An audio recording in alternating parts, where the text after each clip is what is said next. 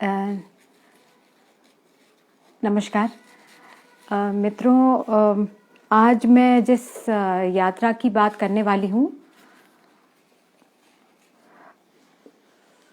वो बहुत पहले की थी। 97-98 में दरअसल उड़ीसा की एक यात्रा की थी मैंने। अपनी माँ ज्योत्सना मिलन, मेरी बहन, छोटी बहन राजुला और हिंदी के बहुत ही अच्छे कवि और कहानीकार राम कुमार तिवारी, हम 4 लोग इस यात्रा पे गए थे। और इस यात्रा से चिल्का पर राम कुमार जी ने बहुत सुंदर कविताएं लिखी। मेरी माँ के साहित्य में भी अलग तरह से ये यात्रा आई। और मेरी बहन जो फिल्मकार हैं, आप देखेंगे इसमें कुछ जिक्र आएंगे जिससे आपको पता चलेगा कि अभी आप में से कुछ लोगों ने उसकी फिल्म देखी होगी, एट होम वॉकिंग। एक तरह से कहना चाहिए कि उसकी शुरुआत शायद इस यात्रा से हुई थी। ये जो असंख्य लोग पैदल चलते रहते हैं और अपना घर बार छोड़कर जो निकल पड़ते हैं यात्रा पे, उसका ऐसा साक्षात्कार शायद पहली बार हमारा इस यात्रा में हुआ था। तो हम सबने अपनी अपनी तरह से ये यात्रा की। और तो मैं कुछ पढ़कर और कुछ बीच बीच में आपसे बात करते हुए इसे सुनाऊंगी। इसका शीर्षक मैंने दिया है जगन्नाथ का मोहल्ला और सूर्य सहोदर का देश।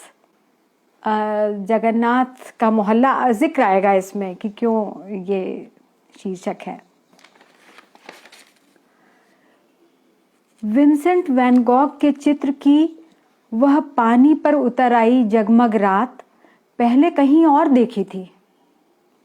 तब वो चित्र नहीं था, एक दृश्य था। वो दृश्य चिल्का झील के पानी पर घिरी एक रात का था। इस दृश्य में एक कोण से देखने पर हम भी शामिल थे। ऊपर स्याह नीला आकाश और नीचे स्याह नीली जलराशि, पानी ही पानी, जिसमें रोशनी की सैकड़ों शहतीरें हिल रही थीं।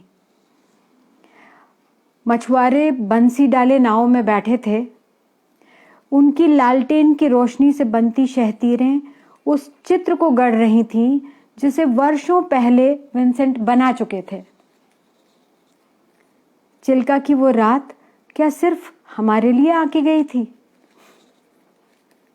हालांकि उसे तो विंसेंट बहुत पहले देख चुके थे।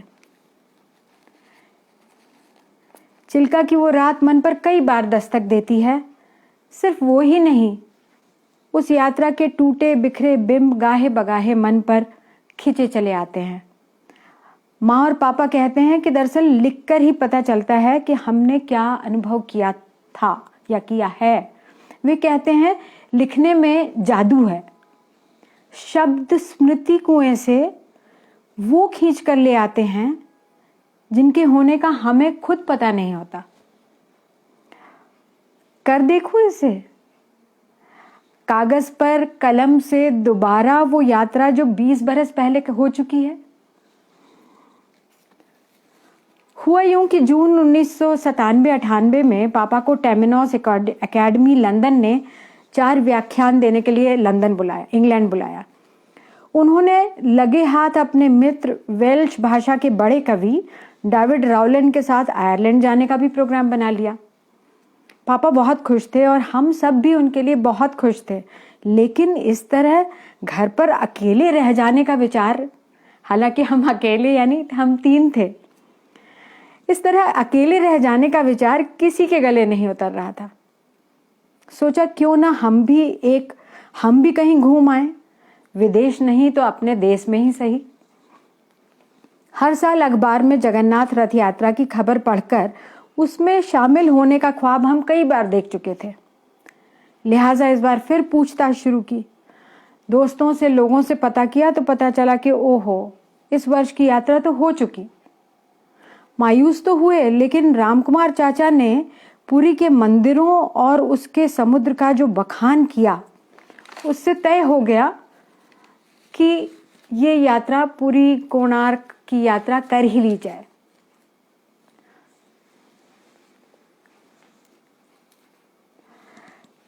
ट्रेन में अपनी सीट पर पहुंचे तो आसपास की सीटों पर अचानक पहचान के लोग निकल आए। रमाकांत रथ जी मिले, जो अपनी छोटी बहन संगीता को छोड़ने आए थे, और हमें डब्बे में पाकर निश्चिंत हो गए कि चलो बहन को घर जैसा साथ मिल गया। सामने बैठी बेहद सलोनी सी लड़की और उसके साथी इतने जाने पहचाने क्यों लग रहे हैं। सुजाता, किसी ने उसे नाम से पुकारा तो हम तीनों के चेहरे खिल पड़े। कल शाम ही तो भारत भवन में इनका उड़ीसी नृत्य देखा था और बरसों बाद किसी ने संयुक्ता पाणिग्रही और केलुचंद्र महापात्र की याद ताजा कराई थी। वो सुजाता मोहंती के, जो बाद में सुजाता महापात्र बन गई, के स्थापित होने के शुरुआती दिन थे। तब वे केलुचंद्र महापात्र की शिष्या अवश्य थी, पर अभी बहू नहीं बनी थी। फिर भी उनके स्लीपर क्लास में अपने साथियों के साथ यात्रा करने और इतना सहज मिलनसार होने से सुखद आश्चर्य हुआ। संगीता रथ भी कॉलेज में पढ़ने वाली खिल्लाड़ किस्म की खुशनुमा लड़की निकली, जिन्होंने हम सबको तरह तरह के खेल खिलाए। उसमें से एक खेल तो कमाल का था।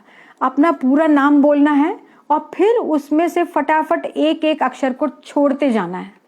संगीता ने खुद के नाम के साथ इसे बड़ी संजीदगी से करके दिखाया। संगीता रथ, गीता रथ, ता रथ, रथ था। पूरा डब्बा अंत में मात्र थ के असहाय बचे रह जाने पर हंसते हंसते लोटपोट हो गया। अब किसी के पास सोचने का कोई मौका नहीं था। फौरन अगले की बारी थी और उसे अपने नाम को सुपारी की तरह कतरना शुरू कर देना पड़ता। अंत में जो बचता वो इतना हास्यास्पद होता कि बोलने वाला ठगा सा रह जाता। खेल का समा कुछ ऐसा बंधा कि एक के बाद एक डिब्बे के सारे यात्रियों को अपने पाश में लपेटता चला गया। जो एक दूसरे को न पहले जानते थे न बाद में कभी मिलेंगे, उन्होंने अपने नाम के परखच्चे उड़ाने का साझा दूसरों के साथ किया और बिल्कुल अनावृत हो बेतहाशा हंसे। रेल में, खासकर स्लीपर क्लास में यात्रा करने का यह अपूर्व सुख है, जहां कितनी ही बार बड़ी अंतरंगता, घरोपा अनायास ही स्थापित हो जाता है। अगले दिन दोपहर को बिलासपुर के पास लेलूंगा गांव से रामकुमार चाचा भी इस यात्रा में जुड़ गए। उन्हें स्टेशन पर छोड़ने आए दोस्त एक बड़ा सा थैला भी दे गए, जिसमें पूरा दस्तरखान छिपा हुआ था।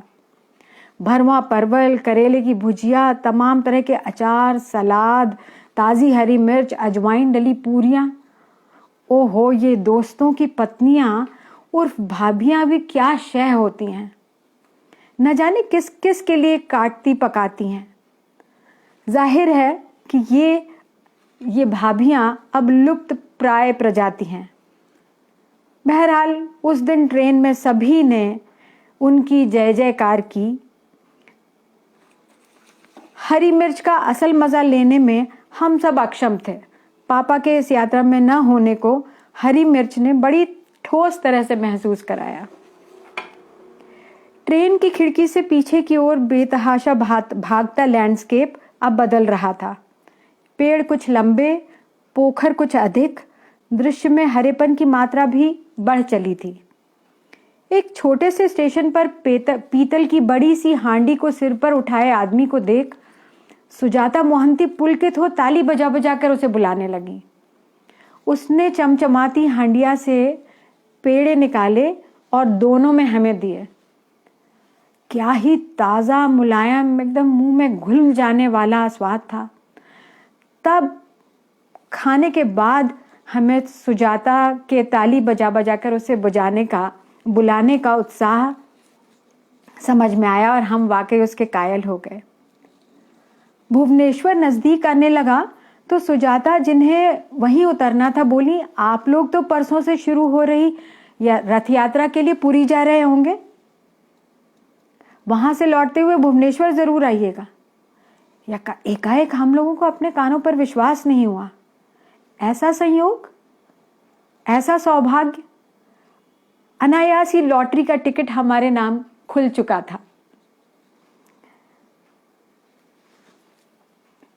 पुरी का समुद्र, पुरी का समुद्र, उसका उन्माद, उसका यूं फेनिल बाहें फैलाए हमारे लिए दौड़ते, खिलखिलाते, हाँफते, खुशी से चीखते चिल्लाते आना और हम सबको एक साथ अपनी बाहों में उठा लेना। इस आलिंगन में दूसरे की अनुमति, उसकी इच्छा अनिच्छा जानने का तो सवाल ही कहाँ उठता था। हमारे पास कोई चारा नहीं था, हम सब उसके हवाले थे। फिर जो उठा पटक छेड़छाड़ का दौर चला है, उसके बारे में क्या कहा जाए। किसी को न होश था, किसी को होश न था, न समय का, न दीन दुनिया का, न लोक लाज का, न उम्र का। चारों ओर केवल कभी न खत्म होने वाली किलकारियां थीं। कौन सी समुद्र की थी, कौन सी हमारी, ये पहचान पाना मुश्किल है। पता नहीं हम कब और कैसे अंततः अपने होटल पहुंचे होंगे। सारे शरीर पर समुद्र द्वारा बार बार पटके जाने से पड़े लाल नीले धब्बे और 1-1 किलो की रेत की पैजनियां और कड़े थे, क्योंकि पजामों और कुर्तों की सीवन में से बारीक रेत घुस गई थी और जिसे सीवन उधाड़े बिना निकाला ही नहीं जा सकता था। इतनी मोटे मोटे, सचमुच हमारे जितने पजामे, जितनी कुर्ते की बाहें थी, ये फूल गई थी पूरी, उसमें रेत घुस गई थी। इतना अलग है पुरी का समुद्र की, उसका अनुभव अन्य तमाम समुद्रों से बिल्कुल अलग है। इतने बड़े बड़े कड़े और पैजनियां पहन के हम लोग लौटे। हमारा हाल अफीम चियों सा था, ना का दोस्ती न काऊ से बैर। हमें एक किफायती और साफ सुथरा होटल बिल्कुल समुद्र के पास मिल गया था। होटल नया था और मालिक मिलनसार। रात के भोजन के बाद जब हम सबका मन समुद्र तट पर बैठने का होता तो मालिक वहीं पे कुर्सियां पहुंचवा देता, क्योंकि रात में वहां केकड़ों के टहलने का समय हो जाता था। चांदनी रात थी।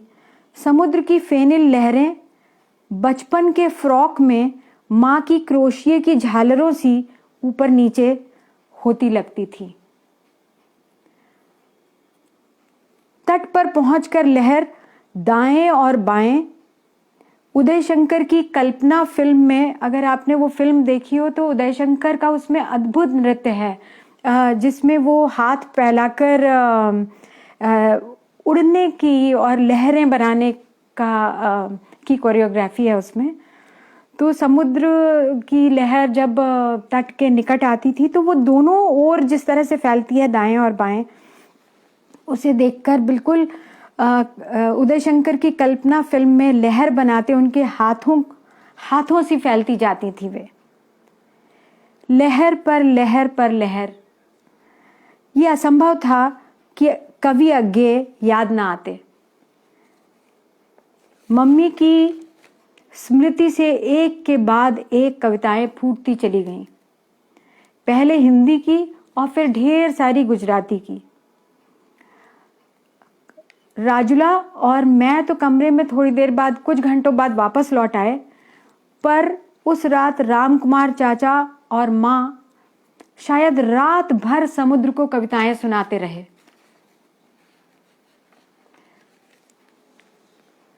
ये भी संयोग था कि उन्हीं दिनों फुटबॉल का वर्ल्ड कप चल रहा था। होटल के कमरे में टीवी नहीं था और सारे मैच देर रात हुआ करते थे। चुनाचे जमावड़ा मय होटल लॉबी में होता था। लाइन से कुर्सियां लगा दी जाती, मगर मैच, वो भी फुटबॉल का, स्थिर बैठकर कब देखा जाता है। फ्रांस का इंग्लैंड पर जैसे ही जबरदस्त आक्रमण बनता तो होटल का मालिक भीमकाय शरीर लिए एन टीवी स्क्रीन के सामने जा खड़ा होता।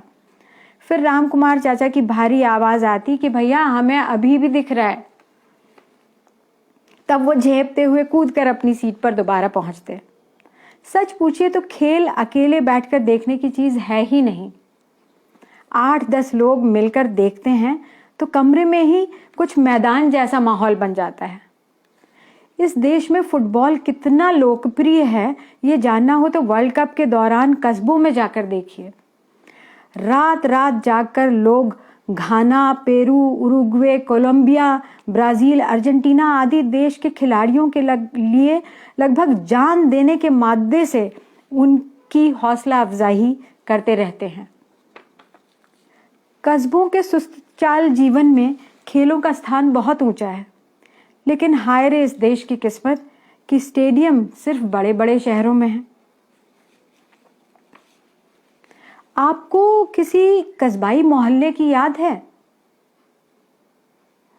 यूं समझिए कि सारा का सारा पूरी शहर एक बड़ा सा मोहल्ला है, जिसमें कहीं जगन्नाथ जी की मौसी रहती हैं तो कहीं मामा, कहीं बुआ, कहीं ससुर। और इस पूरे कुटुंबी मोहल्ले के बीचों बीच जाहिर है कि स्वयं अपने भाई बलभद्र और बहन सुभद्रा के साथ जगन्नाथ जी विराजमान रहते हैं। हम जिस दिन उनके ओसारे पहुंचे वो नवदर्शन का दिन था। उड़िया कवि अल्पना मिश्र जो उस रोज हमारे साथ मंदिर आई थी ने बताया कि इस दिन के दर्शन का बहुत खास महत्व है। इस दिन से लगभग 10 दिन पहले एक अनुष्ठान होता है जिसमें जगन्नाथ जी को स्नान कराया जाता है और फिर कहा यह जाता है कि स्नान के बाद उनकी तबीयत खराब हो गई और उन्हें बुखार आ गया। तो बुखार आ जाता है तो लिहाजा मंदिर के कपाट 10 दिन तक बंद रहते हैं, क्योंकि उनका इलाज, उनकी तीमारदारी किसी और कमरे में की जा रही होती है और बल्कि उन्हें इस पूरे दौरान में खाने के लिए सिर्फ फल दिए जाते हैं। और लेकिन अब ये 10 दिन के आराम के बाद नवदर्शन के दिन वो एकदम तरोताज़ा महसूस कर रहे होते हैं, वो यानी जगन्नाथ जी, और नहा धो के श्रृंगार करके अब लोगों से मिलेंगे। उफ, क्या भीड़ उमड़ रही थी इस 10 दिन के विछोह के बाद उन्हें एक नज़र देखने के लिए। आज हम एक दूसरे ही समुद्र से मुखातिब थे। बूढ़े, जवान, बच्चे, कोढ़ी, अंधे, लूले, लंगड़े, भभूत रमाए साधु, विधवा स्त्रियों की पांत देश के न जाने किन ओनों कोनों से चली आ रही थी। सबके होंठ कुछ बुदबुदा रहे थे। आंखें वो देख रही थीं जो दृश्य से ओझल था। इस जन समुद्र में भी गजब का सम्मोहन था। कल वो सचमुच का समुद्र था, पुरी का समुद्र किनारा, और आज ये दूसरा समुद्र था। आज हम इसके हवाले थे। राजुला कैमरे के माध्यम से उन चेहरों के शांत और दीन दुनिया की चिंता की पोटली कहीं रखकर भूल आए इन हमारे अपने लोगों के भाव को पकड़ने की कोशिश कर रही थी। बहुत से लोगों से हम लोगों ने बातचीत की। कईयों के साथ रंगीन मालाएं, रिबन और खिलौने भी खरीदे। क्या लोग हैं ये, अपनी कौड़ी पाई जोड़कर रेल के अनारक्षित डिब्बों, बसों में जानवरों की तरह ठूंस कर अपनी चप्पल की बद्दियों को किसी चिंदी या सेफ्टी पिन से जोड़े। क्या वे सचमुच सोचते हैं कि जगन्नाथ लला को बुखार हुआ है? क्या वे सचमुच मानते हैं कि रथ यात्रा के 10 दिनों में जगन्नाथ उनके साथ उनके बीच रहेंगे? वे क्या नहीं जानते कि मूर्ति काठ की है और उसे बुखार कैसा और भोग लगाना कैसा?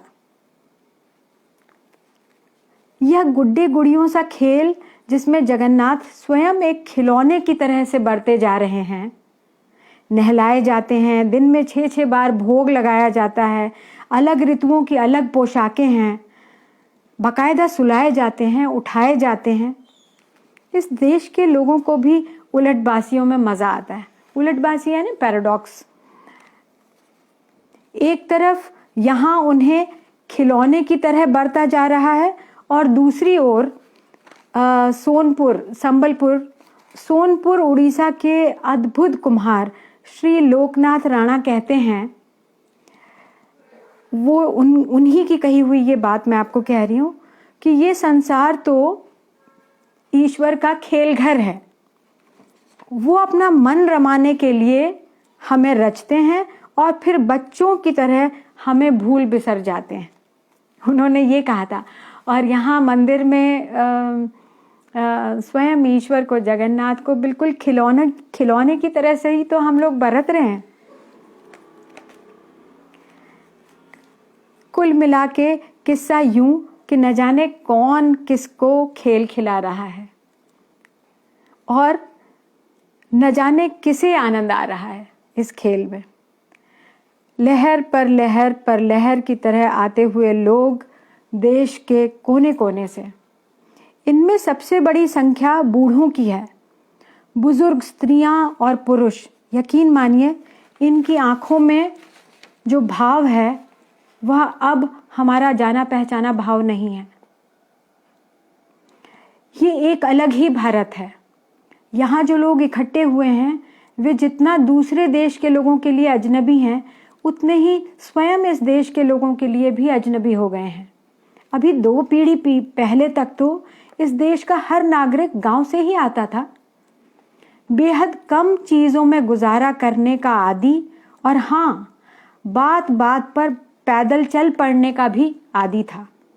कभी कार्तिक स्नान के बहाने तो कभी किसी संत फकीर के नाम की यात्रा। मेला ठेला, नदी की परिक्रमा करने वालों की भी बहुत बड़ी संख्या हुआ करती थी।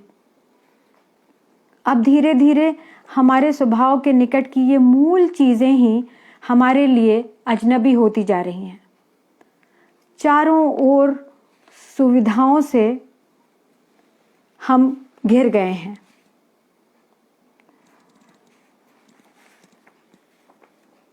बहरहाल लगता है कि अब हम जैसे मतलब अब ऐसा हो गया है कि मुझे अपने बचपन तक याद है कि घरों में कुछ भी सामान नहीं होता था। अब मुझे ऐसा लगता है कि अब जो हम जी रहे हैं वो एक तरह से दूसरों को दिखाने के लिए जी रहे हैं, अपने खुद को खुश न करने के बजाय जैसे सब कुछ दिखाने के लिए, जैसे सब कुछ एक परफॉर्मेंस में बदल गया है। खैर, यदि आप जगन्नाथ यात्रा में शामिल होने का मन बनाएं तो आज भी आपको वो जन सैलाब मिलेगा जो आपको चकित कर देगा।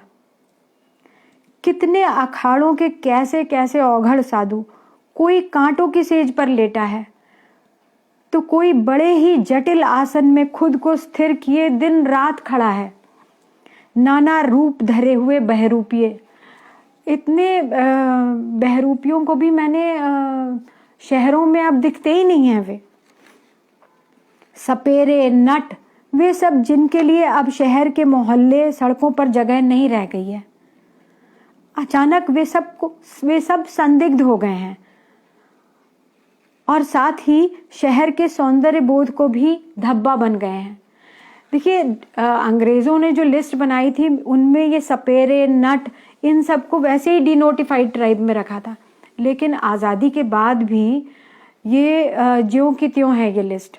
हमने भी उन सारे अद्भुत करतब करने वालों को, कौतुक करने वालों को, अभी भी ये सब डिनोटिफाइड ट्राइब में आते हैं और शहर के बड़े और सुरक्षित मोहल्लों में तो ये घुस ही नहीं सकते हैं। इन्हें हम सब भी चोर उचक्कों की तरह से देखते हैं। बहरहाल, पुरी के इस मेले में ये सब के सब उपस्थित थे। कहीं रस्सी पर नाच हो रहा है, कहीं दूसरी तरह के करतब दिखाए जा रहे हैं और तरह तरह के वेश में बहुरूपिये घूम रहे हैं। उस रोज वहां पुरी में सड़क पर जन सैलाब था, लेकिन ठेलम ठेल धक्का मुक्की बिल्कुल नहीं थी। जो भी वहां शामिल थे उनमें धीरज था, कोई हड़बड़ी नहीं थी। अलबत्ता मंदिर के भीतर जहां पुलिस ने बाकायदा जिम्मेदारी ली हुई थी भीड़ को नियंत्रित करने की, वहां जरूर उनकी डराती आवाज और डंडे से धक्कम पेल थी। नवदर्शन के दिन जब वहां संयोग से पहुंच ही गए थे तो उड़िया कवयित्री अल्पना मिश्र के साथ जो माँ से मिलने के लिए आई थी, हमने भी अपने को उस सैलाब में तिरोहित कर दिया।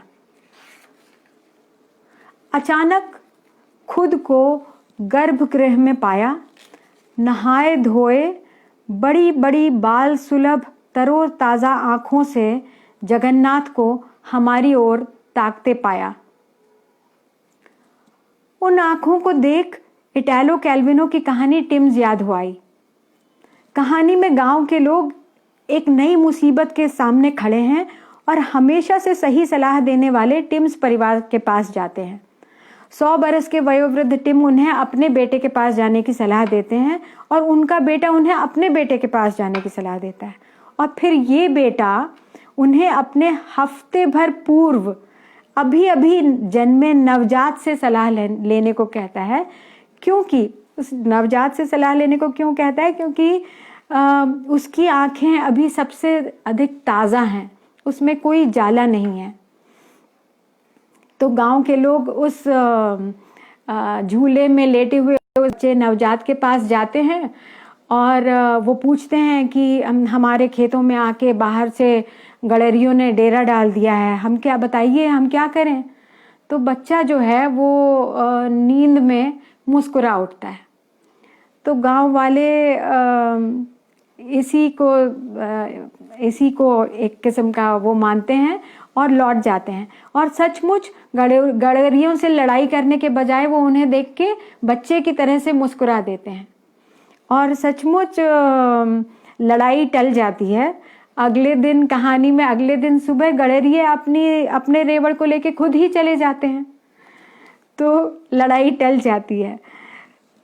ये तो इटैलो कैल्विनो की कहानी है, लेकिन मेरे ख्याल में आप सबने पूरे संसार में ऐसी लोक कथाएं हैं जहाँ ये जो बच्चे की नज़र है, ये जो साफ नज़र है जिसमें कि कोई छल कपट नहीं है, उसकी महिमा बहुत सी कहानियों में, हर देश की कहानियों में आती है।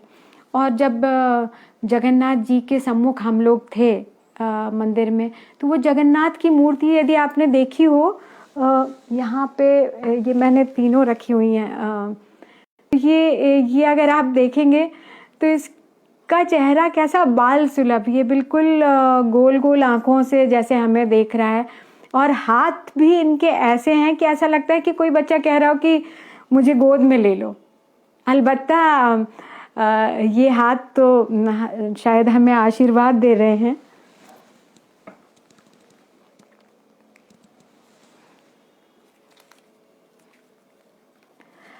हम जगन्नाथ की अपलक निहारती बड़ी काली पुतलियों में अपने लिए कोई संदेश तलाश पाते, इसके पहले ही जिस धक्के ने उनके सम्मुख ला खड़ा किया था, उसी ने हमें फिर से मंदिर के प्रांगण में ला खड़ा किया। उसके बाद हम कुछ देर तक, इस मंदिर में एक रसोई भी है जिसमें लगातार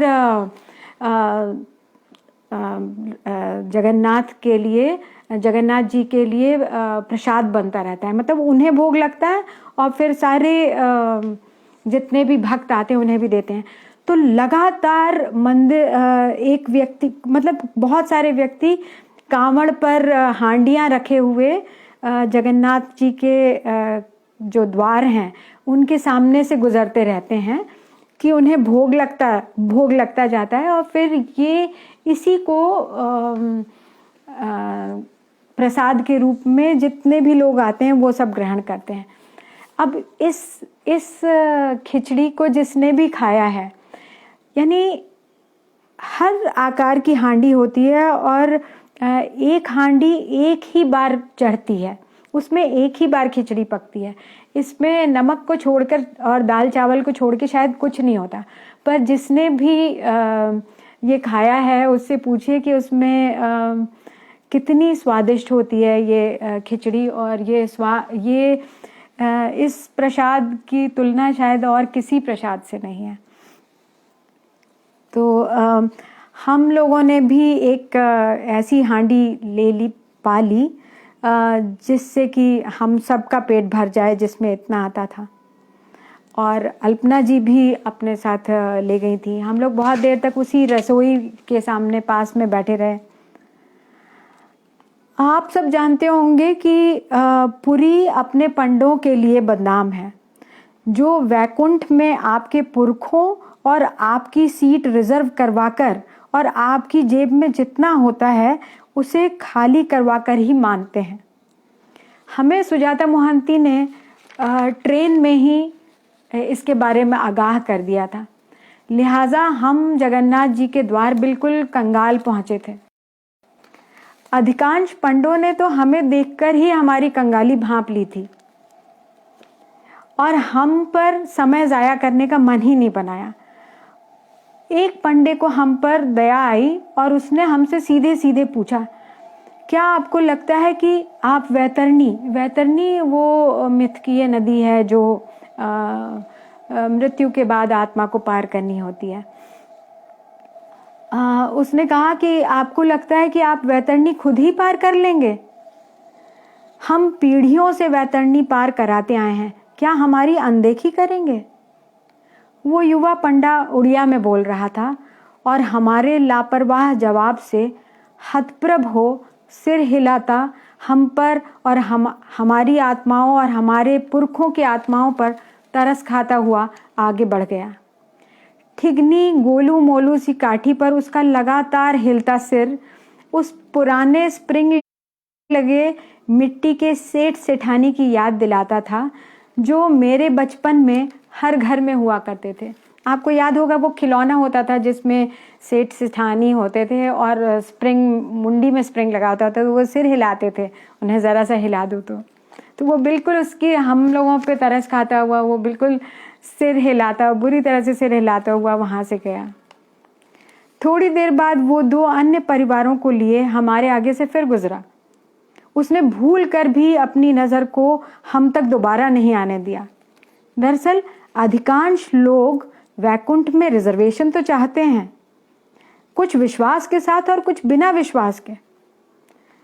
अब हमारे भीतर के लालच और भय की धुआं देती टहनियों को पुरी के ये पंडे अपनी वाक पटुता से सुलगा कर वसूली कर पाते हैं।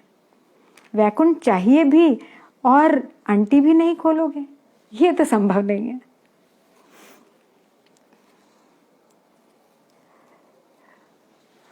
हमारे पूरे देश में जितने मंदिर हैं उनको लेकर एक के भीतर एक गुथी हुई कहानियां हैं और इन कहानियों को फिर जिलाने के लिए, उन्हें फिर से जीवित करने के लिए उन्हें खेला जाता है, एक तरह से नाटक की तरह।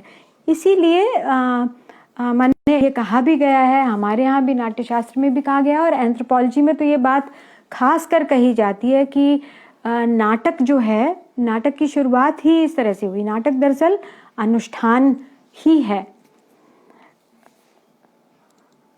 तो यहाँ पे भी देखिए कि किस तरह से ये जो जगन्नाथ के मंदिर का पूरा अनुष्ठान है वो भी देखिए एक तरह का इनैक्टमेंट है, एक तरह का नाटक है जो खेला जा रहा है।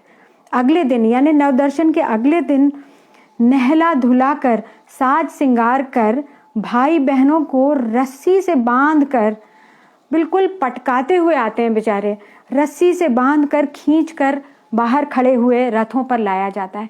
इसकी अलग कथा है, वो कथा मैं यहाँ नहीं सुनाऊंगी क्योंकि नहीं तो ढेर सारी कथाएं हो जाएंगी। पर कुछ इस तरह का मसला है कि लक्ष्मी जो हैं वो कुपित हो जाती हैं, वो बहुत नाराज़ हैं और उनका एक लगभग एक श्राप है जिसके चलते हर साल जगन्नाथ, बलभद्र और सुभद्रा को रस्सी से बांधकर और इस तरीके से रथ पर आना होता है लोगों के सम्मुख, लोगों के बीच। ये देखिए कि ये भी गजब की बात है कि ईश्वर से इस तरह का नाता होना, इस तरह का संबंध कि जिसमें हम उसके साथ कुछ भी कर सकते हैं लगभग।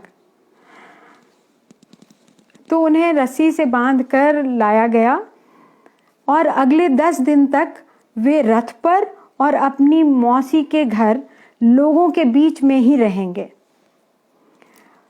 इस दौरान कोई भी उन्हें छू सकता है, कोई भी उनकी आरती कर सकता है। रथ पर लाए जाने के आधे घंटे के भीतर ही बड़ी आंखों वाला चेहरा पहचान से बिल्कुल बाहर हो गया। काली पुतली को घेरे हुए जो सफेद गोला है, सफेद व्रत है, और चेहरे पर दूसरे श्रृंगार के जितने चिन्ह थे वो असंख्य हाथों की छुअन से, तिलक और गर्द से बिल्कुल मिट गया, पुछ गया। अब सच पूछो तो सिर्फ एक मटमैला काठ का टुकड़ा था, दिखता था। बलराम और सुभद्रा का भी यही हाल था। उन्हें दिन के उजाले में आम रास्ते पर देख पाने, छू पाने की गरज से ही तो असंख्य लोग एक छोटा सा थैला हाथ में धरे अपने अपने घरों से निकल पड़े थे।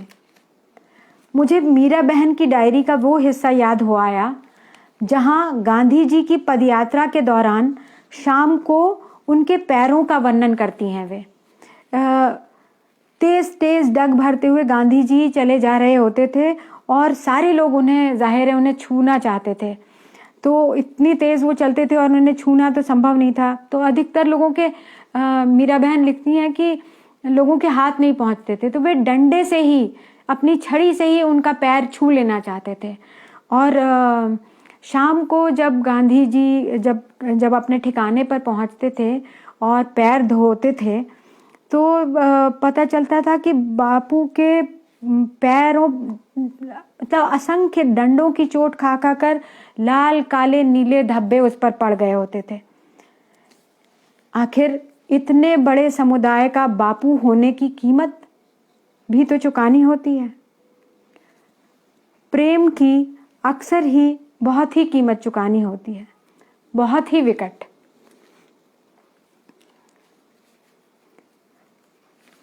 पुरी में हम दिवाकर मुदुली जी से मिलने कुम्हार पारा भी गए।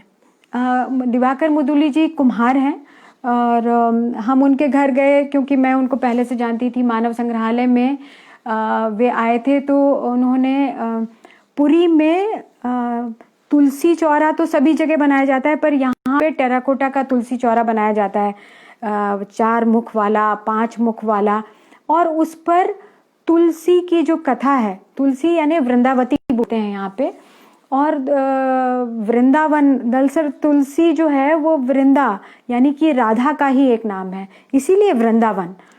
तो पुरी के इलाके में तुलसी की बहुत महिमा है और तुलसी की जो कथा है उसके कुछ कैरेक्टर्स, उसके कुछ पात्र तुलसी चौरा में बनाए जाते हैं।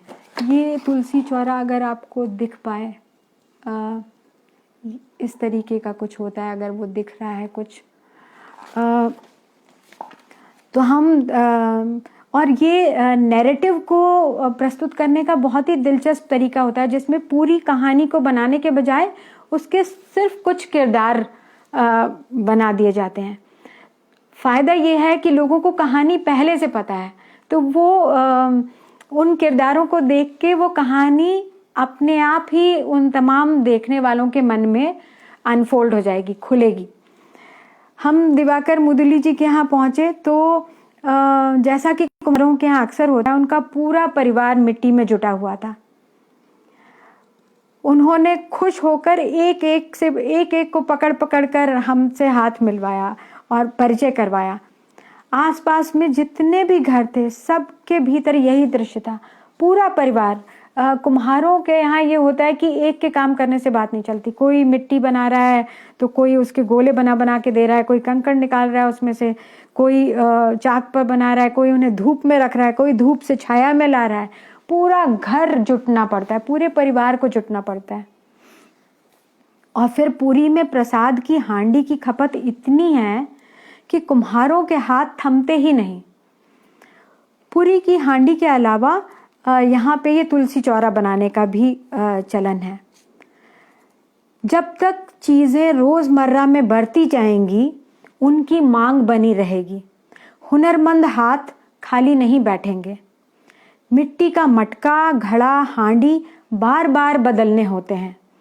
यदि हम इन्हें बार बार बदलने के बजाय इन्हें स्टील से या प्लास्टिक से बदल लेते हैं तो दिवाकर मुदुली के ये हुनरमंद हाथ खाली हो जाते हैं और उन्हें और उनके बच्चों को गेंती, फावड़ा, तगाड़ी उठाकर अकुशल मजदूर की श्रेणी में ला पटकते हैं।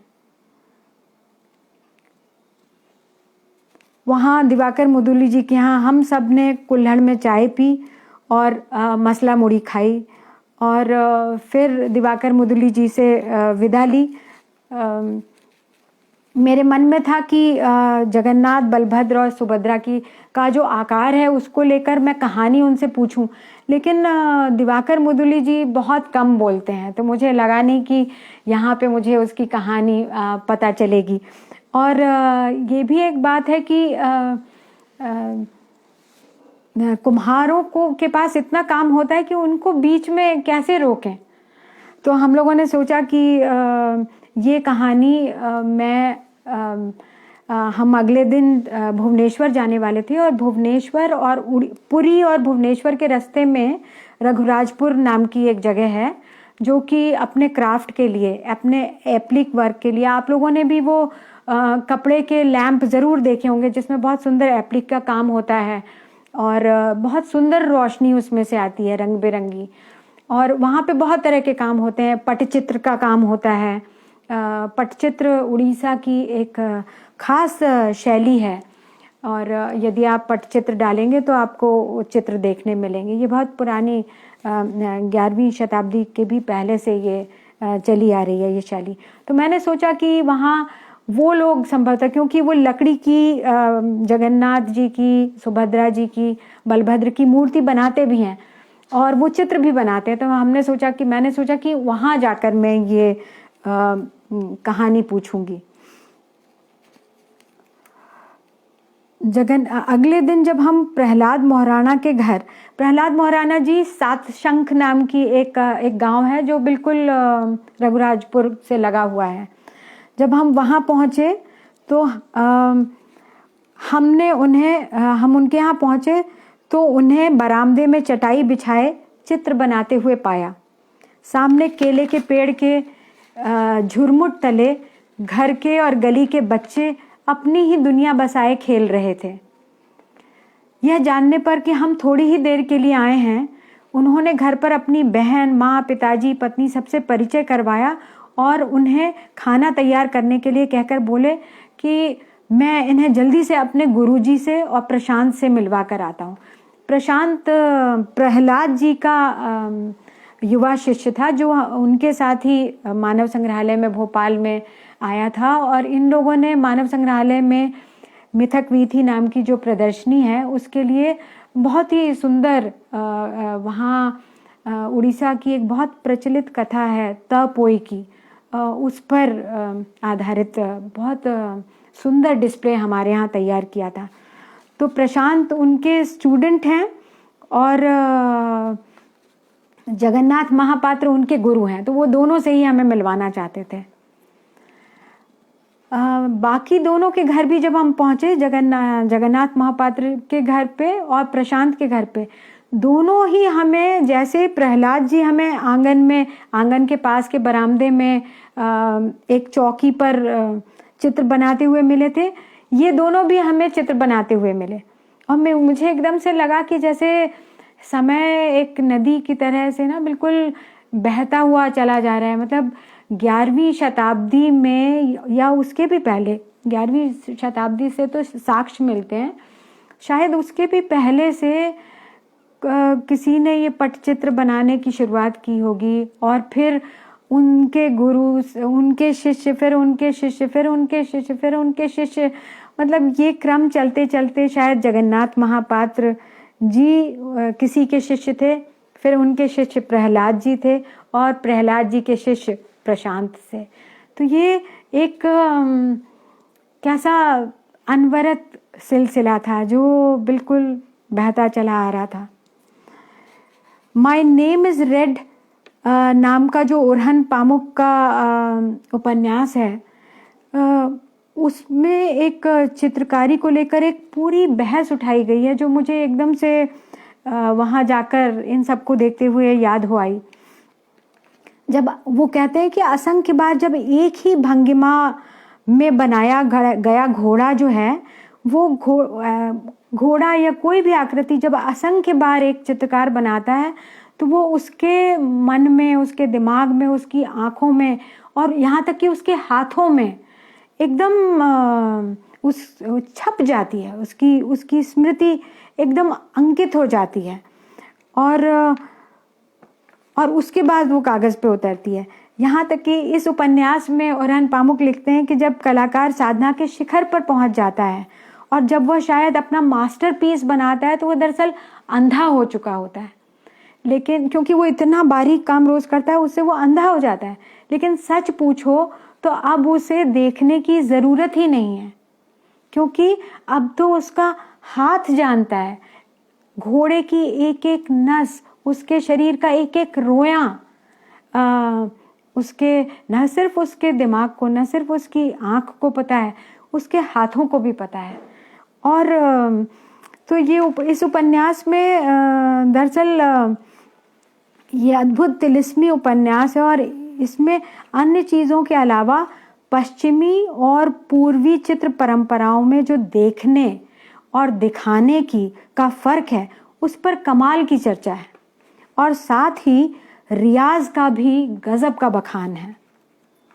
प्रहलाद जी के मुख पर अपूर्व प्रसन्नता थी कि हमने नवदर्शन भी कर लिया, अगले दिन रथ यात्रा में भी शामिल हो गए और फिर अब उनके गुरु से भी मिल लिए हैं। बातों बातों में रथ यात्रा की और फिर जगन्नाथ जी की बात चली। मैंने पूछ ही डाला कि आखिर इनका ऐसा स्वरूप कैसे है, मतलब ना नाक सही तरह से बनी है, ना आँखें बनी हैं लेकिन उनकी पलकें या कुछ नहीं है और हाथ भी एकदम बिल्कुल ठूंठ की तरह से हैं, बिल्कुल आधी अधूरी सी ये अनगढ़ मूर्ति, इसकी क्या कथा है। और ये देखिए कि हमारा सौभाग्य देखिए कि जगन्नाथ जी की कथा का हमें जगन्नाथ महापात्र जी के मुंह से ही सुनने को मौका मिला। जगन्नाथ जी यानी जगन्नाथ महापात्र बोले, महाभारत की समाप्ति के 36 बरस बाद जरा व्याध ने जंगल में पत्तों से छन छन कर आती रोशनी में कृष्ण के पांव के अंगूठे को हिरण का मुख समझकर विष बुझा तीर चलाया और इस तरह से हजारों दिलों पर राज करने वाला यह अवतार निपट अकेले जंगल में इस पृथ्वी से विदा होता है। ये देख ये मुझे शायद हमारे साहित्य की महाभारत का सबसे अद्वितीय बिंब लगता है।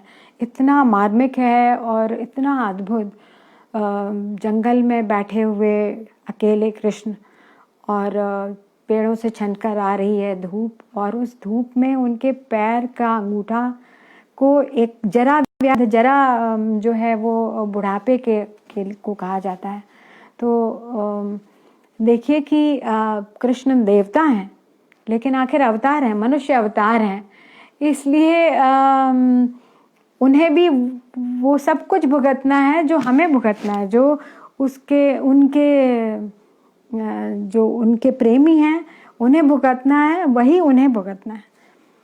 तो उस शिकारी के बाण से जो है वो कृष्ण का अवसान होता है निपट अकेले जंगल में।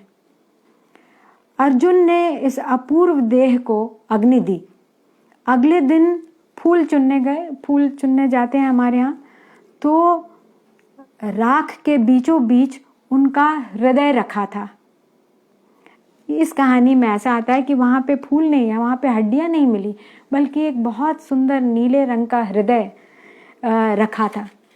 आखिर ये हृदय छूटना ही था जिसे लोग इतना प्यार करते थे और जो लोगों को इतना प्यार करता था वो कैसे जाता। पांडवों ने उसे ही समुद्र के सुपुर्द कर दिया, उस हृदय को। लहरों पर तिरता लोगों के अपार प्रेम से बिधा यह हृदय नील माधव बनकर आदिवासी नायक वृष बसु को मिला। ये कहानी है जो जगन्नाथ महापात्र हमें सुना रहे थे। तो ये नील माधव बन एक आदिवासी नायक वृष बसु को मिला। उसने अपने लोगों के साथ मिलकर उसे एक गुफा में अपने देवता की तरह से स्थापित कर लिया। किंतु जगन्नाथ महापात्र बोले, क्या ये संभव था दीदी कि यह बात एक दूसरे से होते हुए राजा इंद्रद्युम्न तक नहीं पहुंचती और वे उसे पाने की, उसे भव्य मंदिर में प्रतिष्ठित करने का संकल्प नहीं ले लेते? सो आखिरकार बात राजा तक पहुंच ही गई। पर इंद्रद्युम्न जानते थे कि विश्ववसु और उनके लोगों को डराया भी नहीं जा सकता और हराया भी नहीं जा सकता। लिहाजा उन्होंने कोई और उपाय सोचा। उन्हें पता चला कि कवि विद्यापति, जो प्रसिद्ध कवि हैं विद्यापति, जिनके की पद ओडिसी नृत्य में आपने ज़रूर सुने होंगे और बहुत से सारे गायक उन्हें गाते हैं।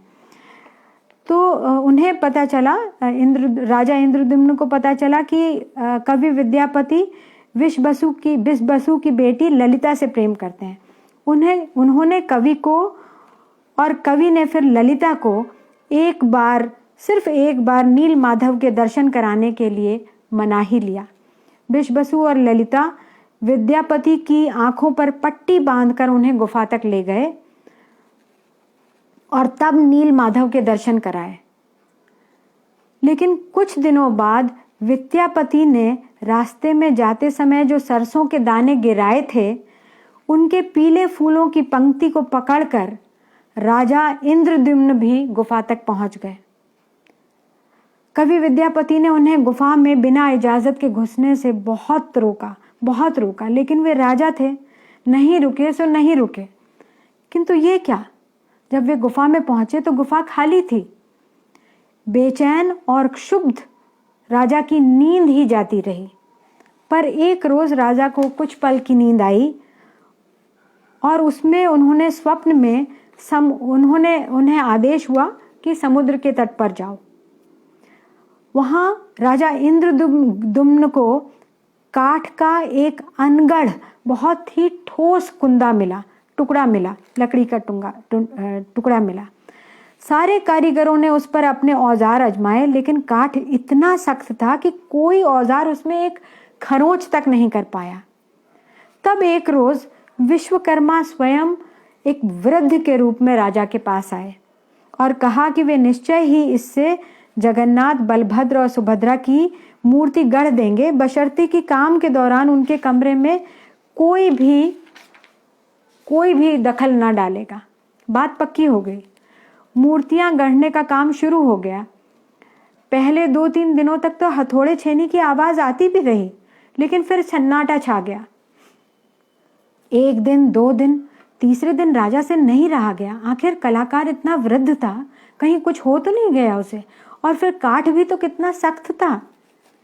हठात राजा ने दरवाजा खुलवाया और भीतर घुस गए और एक क्षण भर को स्वयं विश्वकर्मा को काम में जुटा हुआ देखा।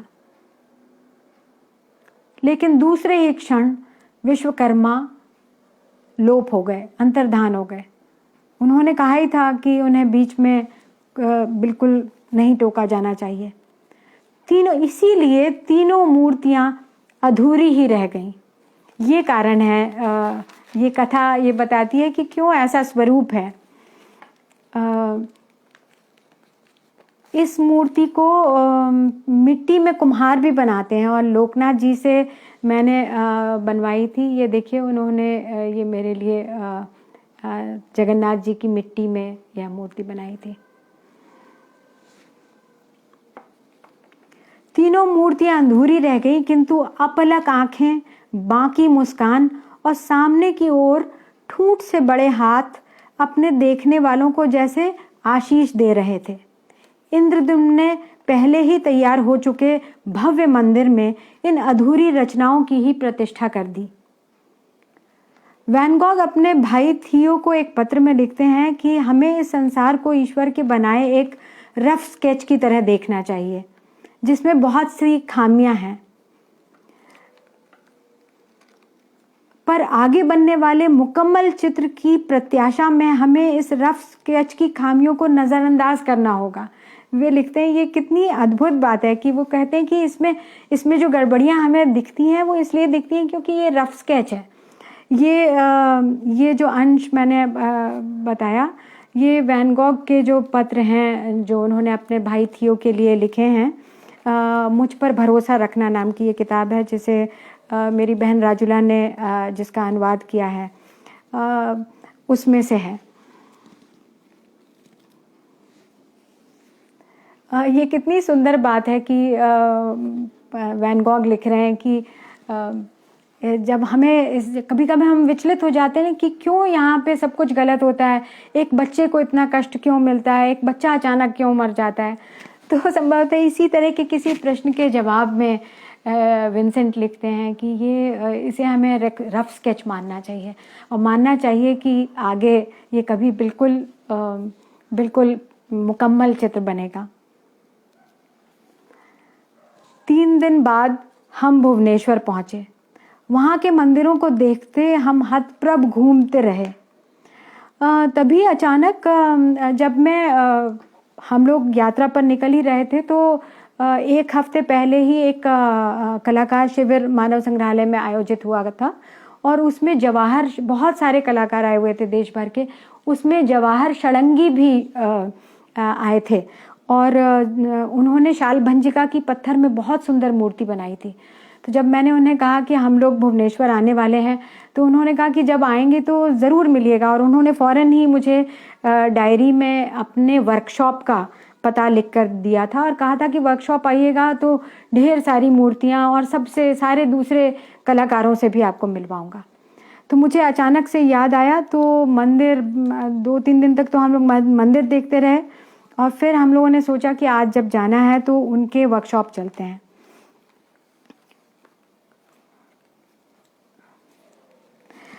जवाहर षडंगी जी से बस मेरी वो आधे घंटे की मुलाकात थी, लेकिन फिर भी हम सबका बहुत मन था, ख़ास तौर के राजुला का, मेरी बहन राजुला का बहुत मन था कि क्या इन मंदिरों में, इतने जो अद्भुत मंदिर हैं पुरी और भुवनेश्वर के, इनमें जो मूर्तियां बनी हुई हैं, क्या आज भी क्या उस मूर्ति बनाने की उस परंपरा का क्या आज भी कोई कुछ बचा हुआ हो सकता है। इसीलिए क्या ये परंपरा आज भी कुछ जीवंत हो सकती है। चुनाचे हम जवाहर जी के दिए पते की ओर चल पड़े। पहुंचे तो जवाहर जी बदस्तूर पत्थर तराशते हुए मिले। वर्कशॉप में कोई 6 शिल्पी काम में जुटे थे। छेनी हथौड़े की लयबद्ध चोट से पत्थर से जो कुछ अतिरिक्त था उसे हटाया जा रहा था, ताकि सिर्फ वह आकार बचे जो कि वांछित है। ये सुंदर सी बात मेरी नहीं, प्रसिद्ध मूर्तिकार हैं हेनरी मूर, उन्होंने कहा है कि मूर्ति क्या होती है। उसके जवाब में उन्होंने कहा है कि उसमें जो एक्स्ट्रा है उसको हटा दो तो बस वो मूर्ति है। पिछले 3 दिनों से पुरी और भुवनेश्वर के मंदिरों में जिन मूर्तियों को देखा था, वे यहाँ गढ़े जाने के अलग अलग चरणों में थी, जैसे किसी फिल्म को आप रिवर्स में देख रहे हो।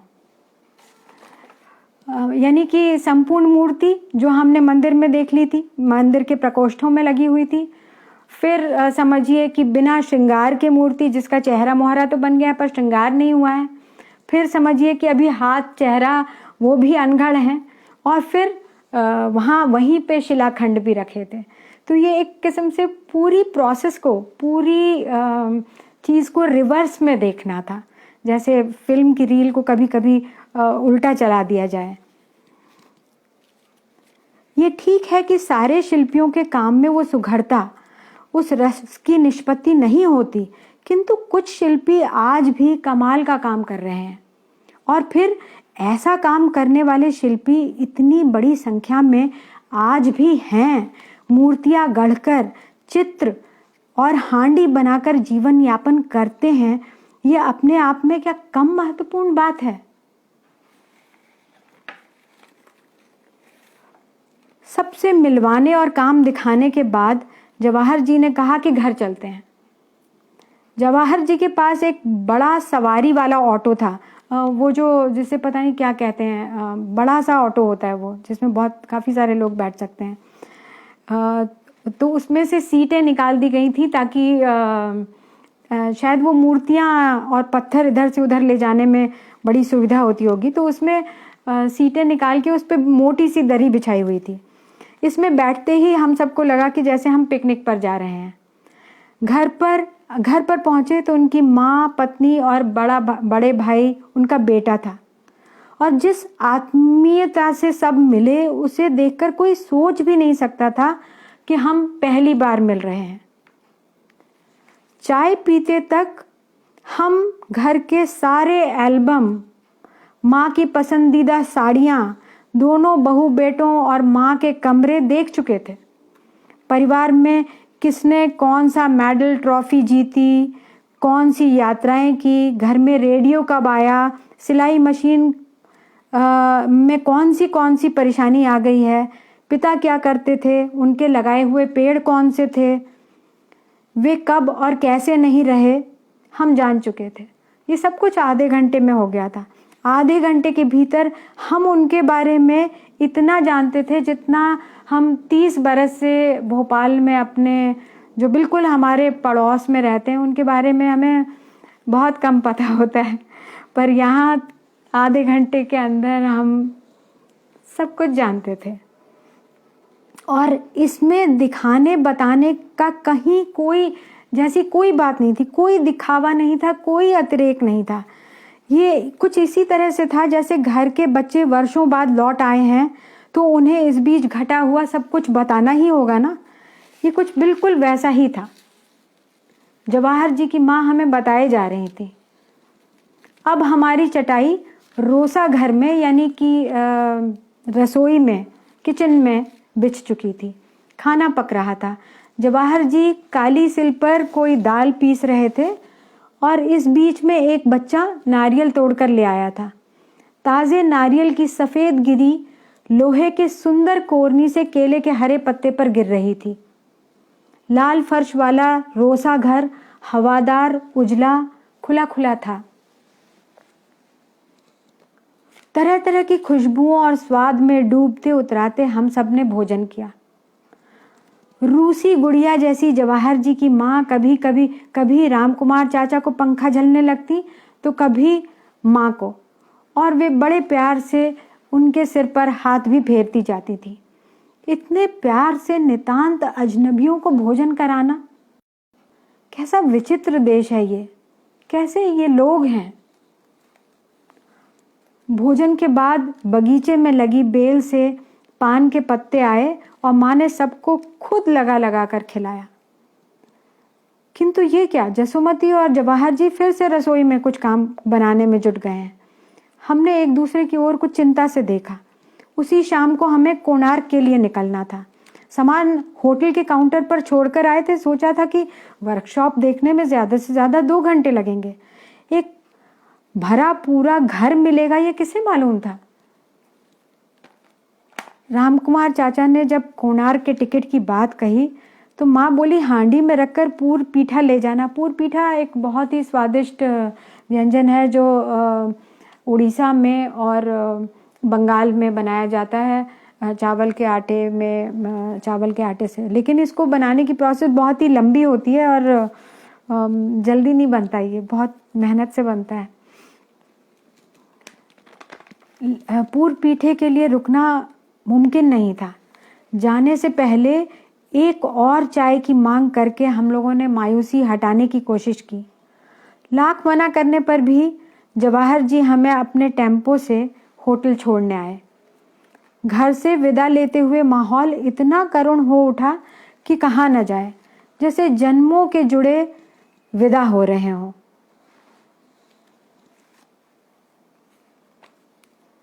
इतने वर्षों बाद भी दिक्काल से बिल्कुल छिटक गया यह दिन आज भी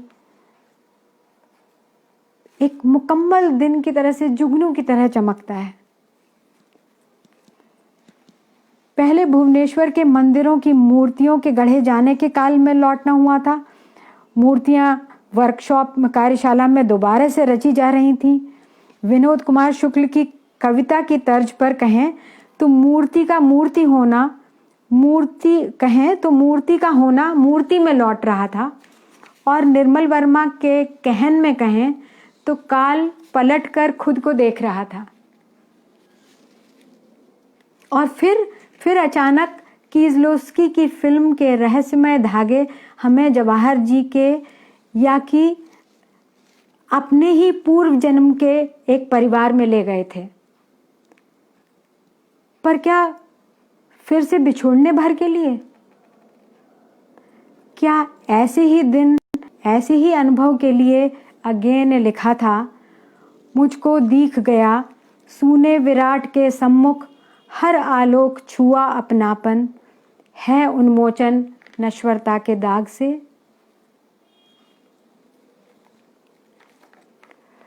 शाम को हम कोणार्क पहुंचे। होटल में सामान रखते ही सबके मन में एक साथ सूर्य मंदिर को एक झलक अंधेरे में ही देख लेने की इच्छा बलवती हो उठी।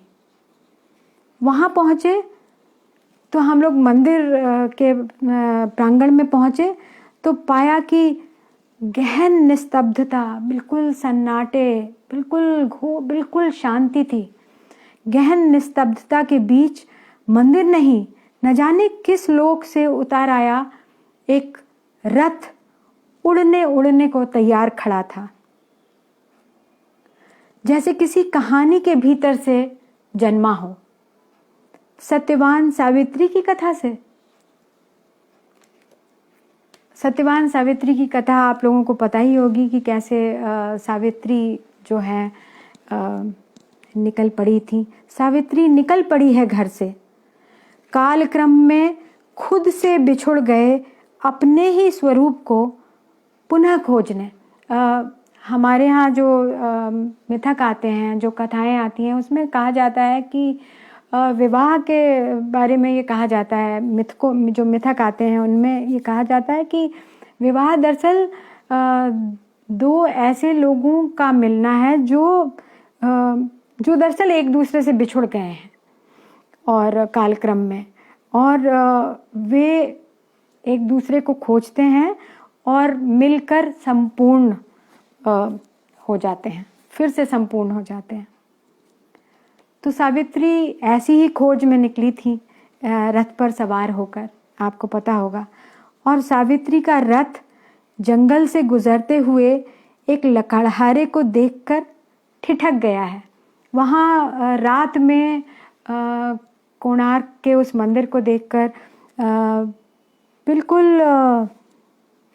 बिल्कुल ऐसे ही लगा था कि जैसे सावित्री का रथ जंगल में खड़ा हो। न जाने क्यों पूरे दृश्य में क्षण भंगुरता का तत्व था, मतलब बिल्कुल जो ट्रांजिएंट हो, एफिमरल हो, अभी है और अभी मिट जाएगा। हम सब अपनी अपनी कथाओं के भीतर चुप बैठे थे। मेरे ख्याल में जैसे मेरे भीतर सत्यवान सावित्री की कथा चल रही थी, ज़रूर मेरी माँ के मन में, मेरी बहन के मन में, रामकुमार चाचा के मन में, शायद हम सब के मन में अपनी अपनी कथाएं चल रही थी। हम बिल्कुल चुप बैठे थे। आर्कियोलॉजिकल सर्वे ऑफ इंडिया ने बड़ी हैलोजन लाइट्स की मदद से मंदिर को नीचे से प्रकाशित किया है और रोशनी सिर्फ मंदिर पर है और बाकी पूरा दृश्य अंधेरे में, इसीलिए बहुत ही रहस्यमय लगता है, बहुत ही सुंदर। लेकिन अचानक बिजली बंद हो गई और सचमुच ही वो रथ अब वहां नहीं था। न सत्यवान थे न सावित्री, अब सिर्फ रात का स्याह अंधकार था। तकनीकी चीजों ने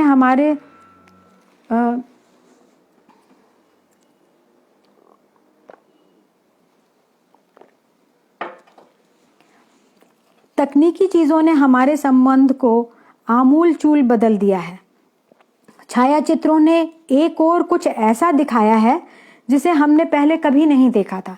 इतनी बारीकी से, इतने क्लोजअप में, इतनी माइक्रो क्लोजअप में हम चीज़ें नहीं देख सकते थे। ये कैमरा से ही संभव हुआ है। लेकिन दूसरी ओर हर चीज़ से उसका नयापन छीन लिया है। अक्सर कहीं भी जाओ कुछ नया नहीं लगता, सब पहले से देखा देखा लगता है, क्योंकि तस्वीरों में सचमुच ही हम उसे कई बार देख चुके होते हैं। लेकिन तस्वीरों के बावजूद यदि आपका देखने का रियाज पूरी तरह से ही चौपट ना हो गया हो तो ग्रैंडनेस ऑफ स्केल के रूबरू होने का असर कुछ और ही होता है, फिर वो चाहे प्रकृति की ग्रैंडनेस हो या फिर मानवकृत। यह असल मैदान में मैच देखने जैसा देखने और टीवी पर मैच देखने में जो भिन्न अनुभव है कुछ कुछ वैसा है। अगला सारा दिन हमने मंदिर के प्रांगण में ही बिताया। दिन के 4 प्रहरों में सूर्य के मुख के भाव देह यष्टि में आने वाले बदलावों को बिंबित करती 4 दिशाओं में लगी उनकी 4 मूर्तियां हैं। हर नया दिन तरोताज़ा बच्चे सी स्मित मुस्कान के साथ शुरू होता है और शाम ढलने तक क्लांत, थका हारा, धूमिल, सांवला हो जाता है। उफ, वो शाम की थकी सवलाई छवि तो इतनी मोहक है कि बरबस प्रेम हो जाए। गर्भगृह में स्थापित मुख्य मूर्ति तो राष्ट्रीय मानव संग्रहालय दिल्ली में है और वर्षों तक वो मेरी बहुत ही प्रिय छवि थी। लेकिन कोणार्क के मंदिर में ये जो जब सूर्य डूबने वाला है और वो जो क्लांत मुख की जो मूर्ति जब मैंने देखी तो मुझे लगता है कि उसके बाद से जो मेरी सबसे प्रिय मुख मुद्रा है उनमें शायद ये है, शायद क्या पक्के तौर पे। मंदिर के स्थापत्य विशिष्टताओं और किंवदंतियों पर बहुत सारी सामग्री उपलब्ध है, इसलिए यहाँ मैं उनकी बातें नहीं करूँगी। प्रेमरत मूर्तियों के मंदिर प्रांगण में होने के औचित्य को लेकर भी विद्वानों ने कई दृष्टिकोण रखे हैं। मुझे जो रुचता है वो ये कि किसी भी वस्तु का त्याग, फिर वह चाहे आवेगों का, भावनाओं का, दैहिक भौतिक सुखों का, लिप्साओं का, धन यश शक्ति का ही क्यों ना हो, उसे एक हद तक जानने अनुभव करने के बाद ही उसे त्यागने का सचमुच अर्थ बनता है। यानी सिद्धार्थ के राजपाट त्यागने का तो अर्थ निश्चित ही है, पर चरणदास चोर के इस प्रण का पहले क्या मतलब था कि मैं अगर कोई मुझे राजा बनाएगा तो भी मैं। चरणदास चोर नाटक है जिसे हबीब तनवीर जी ने किया और राजस्थान की कहानी है जिस पर विजयदान देथा ने भी फिर कहानी लिखी थी। तो इस कहानी में आता है कि राजा जब गुरुजी कहते हैं चरणदास चोर से कि कोई वचन दो, तो वो कहता है कि मुझे कोई राजा बनाएगा तो भी मैं राजा नहीं बनूंगा, मैं कोई रानी मुझसे विवाह करने को कहेगी तो भी मैं नहीं विवाह करूंगा। तो उसके गुरु हंसते हैं, बोलते हैं कि बड़े कमाल के हो तुम, तुम्हें कौन राजा बनाएगा। तो यानी ऐसे तो किसी के, मैं अगर ये कहूँगी कि मुझे कोई राजा बनाएगा तो मैं नहीं बनूंगी तो उसका क्या मतलब। लेकिन चरणदास चोर के जीवन में फिर वैसी स्थितियाँ उपजी कि सचमुच एक रानी को उससे प्रेम हो गया, सचमुच उसने उसे राजा बनने के लिए कहा। और जब अपने प्रण की रक्षा के लिए चरणदास चोर ने राजा बनने से और रानी से विवाह करने से मना कर दिया, तब वो चरणदास चोर सत्य की अद्भुत मिसाल बन गया। तो कहने का मतलब ये कि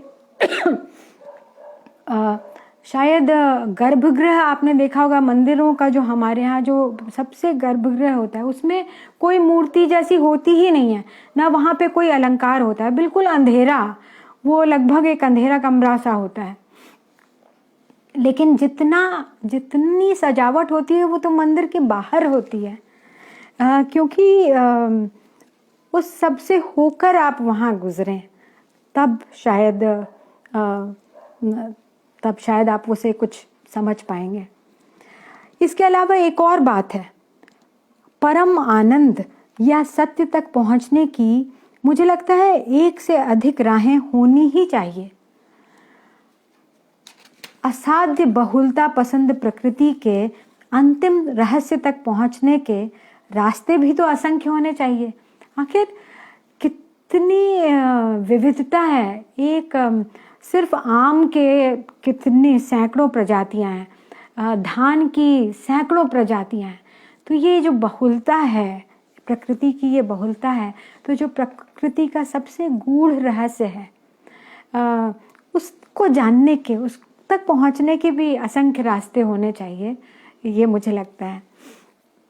शायद गर्भगृह के अंधकार में सतचित आनंद भाव को धारे सादा मूर्तन या अमूर्तन तक हम ना पहुंच पाएं, पर बहुत संभव है कि वह मंदिर के बाहरी प्रकोष्ठों में संजोई गई किन्हीं लीलाओं से क्षण भर को ही सही हम पहुंच जाएं वहां पे, या कोई मंडपम में होने वाले नृत्य गीत से वहां पहुंच जाए, या फिर कोई जो मंदिर की ज्योमेट्री है, कोण हैं, अक्षांश हैं, जिनसे जो इतनी कॉम्प्लिकेटेड उसका कैलकुलेशन है, शायद कोई वहां से पहुंचे उस सच्चिद आनंद तक।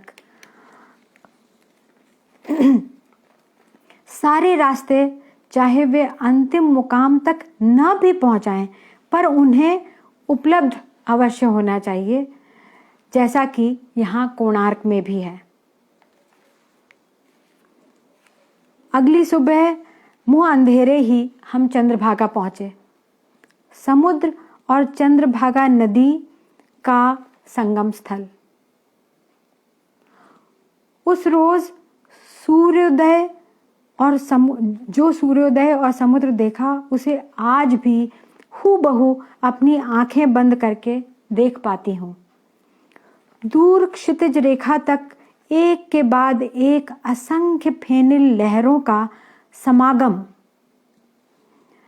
उनसे खचाखच भरा समुद्र सभागार, जैसे वो एक सभागार था और जिसमें लहरें ही लहरें भरी हुई थी। हर लहर हाथों में शेवंती हार लिए सूर्य को पहनाने के लिए खड़ी थी तत्पर। हल्के कुहासे के चलते सूर्य का आना कुछ पलों तक तो पता ही नहीं चला, परंतु फिर जो संवेद स्वर में लहरों ने मंगलाचार गाया, उसका वर्णन करने की मेरी क्षमता नहीं है। यही आग्रह कर सकती हूँ कि दिवस फूल, हाइनरिक जिमर ने जब कहानियों को समझाते हैं तो उसमें इस शब्द का इस्तेमाल किया है कि हर दिन एक फूल की तरह, एक ताज़ा फूल की तरह से खिलता है। तो इस दिवस फूल को कैसे वो पंखुड़ी खिलता है, यदि उसे देखना हो तो आप चंद्रभागा का सूर्योदय अवश्य देखिए। बनारस की गंगा आरती देखी थी कभी, पर उसमें आरती जैसा कुछ महसूस नहीं हुआ था। आरती तो उस रोज चंद्रभागा के तट पर खड़े होकर देखी थी। सूर्य मेरे बचपन के सहोदर रहे हैं। ये बात शायद आपको अटपटी लगी, पर ये सही है। हम में से सबके शायद जो असल सहोदर होते हैं वो कुछ ऐसे ही होते हैं।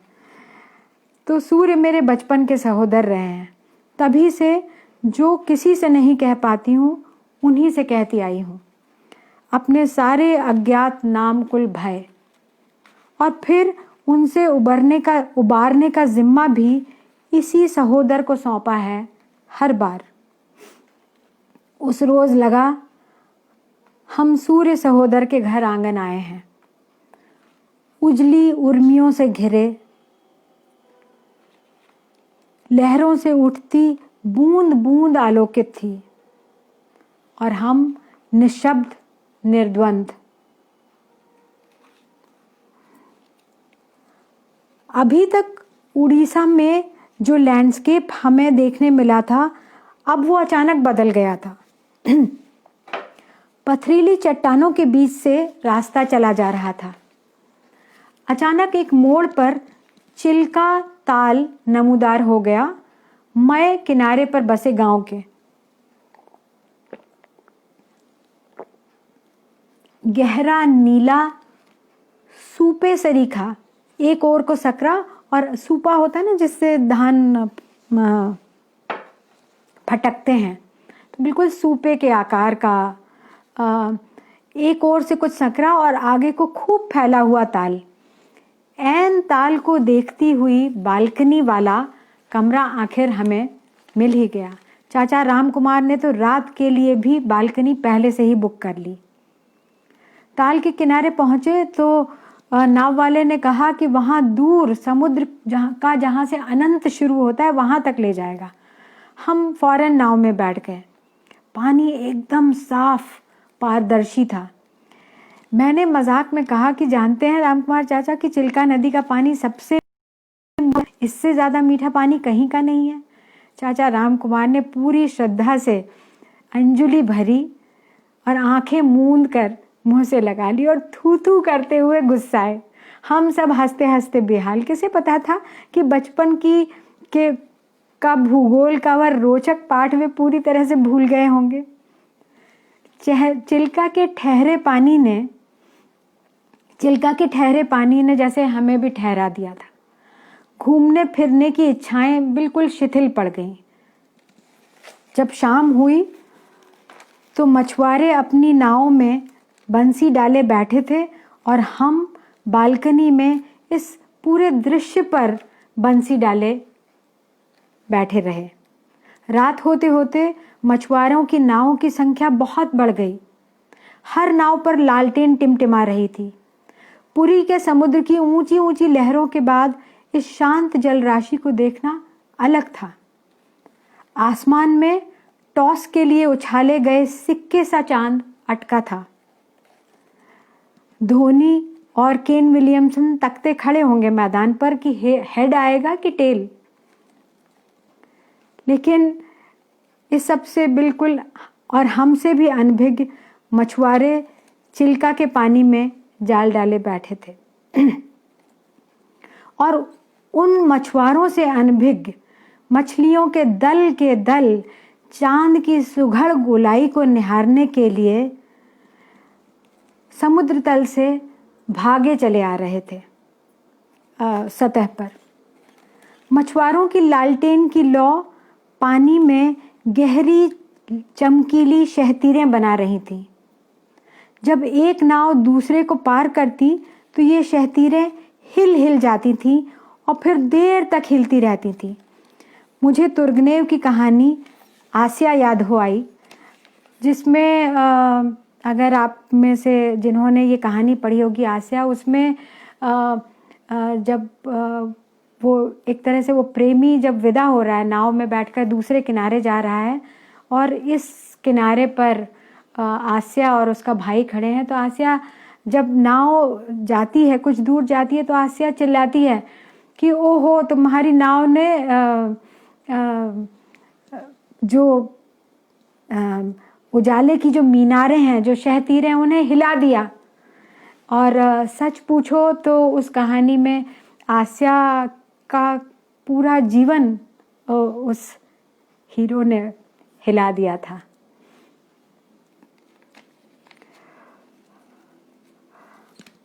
हमारे सामने वैन गॉग की बनाई वो रात खड़ी थी और हम जैसे हमसे कह रही हो कि सो सको तो सो जाओ। हमारी यात्रा का यह अंतिम पड़ाव था। इसके बाद बस ट्रेन पकड़कर लौटना था, फिर उसी तयशुदा रोजमर्रा के जीवन में। फिर वही प्रोफेसर कॉलोनी, वही मानव संग्रहालय, वही त्यागी जी, मन्ना जी। पर हम में कुछ जैसे जुड़ गया था। सूटकेसों में तो हम इस यात्रा से कुछ लेकर नहीं आए थे। पर रुकिए, गलत कह रही हूँ। वो जो रेत भर गई थी हमारी सीवनों में, पुरी के तट पर, याद है ना आपको? वो चली आई थी हमारे साथ और आज भी झरती है बिस्तर पर, फर्श पर। और वे छवियां, वो बाहें पसारे आता समुद्र, जगन्नाथ को छू लेने की ललक लिए वे तमाम चेहरे, जवाहर षडंगी जी की माँ, कभी हमारी माँ का हाथ माथा सहलाते हुए, कभी रामकुमार चाचा का माथा सहलाते हुए, और सावित्री का जंगल में उतरा रथ, सूर्य सहोदर का वह विस्तृत आंगन, पानी में लंबी शहतीरें बनाती मछुआरों की लालटीनें, वे सब हिलती हैं मन के जल में यदा कदा, कभी भी, कहीं भी, अभी भी, बिल्कुल अभी भी। बहुत बहुत शुक्रिया। ज़रा बहुत लंबा सा यात्रा संस्मरण था। मैंने आप लोगों को उम्मीद करती हूँ कि बहुत थकान नहीं दिया होगा या उबान नहीं दिया होगा। इसके बाद मैंने बल्कि कुछ ऐसा निमित्त बना कि उड़ीसा की मैंने 2-3 बार यात्रा की, लेकिन उनके संस्मरण अभी नहीं लिखे गए हैं। ये वो पहली यात्रा के संस्मरण हैं और कुछ नोट्स मैंने लिए थे। और ये जो माँ और पिताजी कहते रहते थे कि शब्द में ये जादू होता है कि वो हमारे भीतर छिपी हुई तमाम स्मृतियों को बाहर निकाल लाते हैं। तो मैंने यही सोचा कि इसे आजमाना चाहिए और आजमाया तो देखिए कि ये इतना बड़ा पुलिंदा निकल आया। मैं अर्पण जी की जन सुलभ पुस्तकालय की बहुत आभारी हूँ और मित्रों आप सबकी बहुत बहुत आभारी हूँ कि अर्पण जी की कि उन्होंने ये मौका दिया। उन्होंने मुझे जब मैंने पहला अपना यात्रा वृतांत पढ़ा था इस मंच से ही लोहे पर, लौह शिल्प पर, तभी उन्होंने कहा था कि इसको एक सीरीज़ की तरह करिए हर महीने। तो मैंने उनका आग्रह स्वीकार करते हुए इस काम को लिया है और मैं बहुत बहुत आभारी हूँ। शुक्रिया।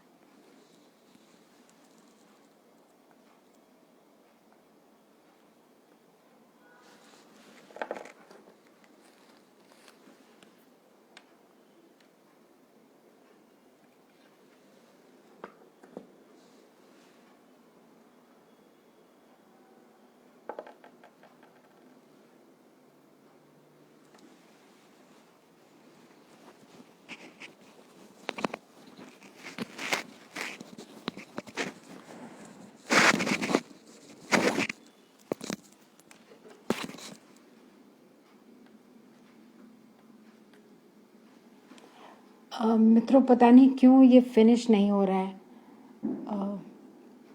मुझे अपने बेटे को बुलाना होगा।